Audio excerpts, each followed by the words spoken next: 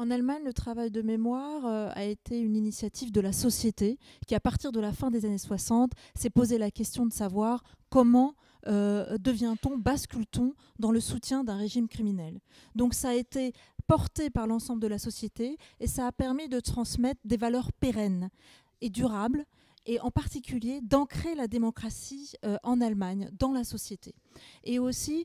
d'apporter aux gens un sens du discernement vis-à-vis de méthodes de manipulation qui aujourd'hui ressemblent à s'y méprendre à celles d'il y a un siècle.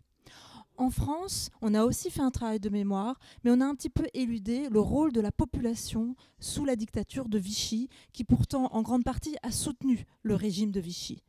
Et donc, en choisissant de faire de la population des victimes, quelque part en France, on a un peu préparé le terreau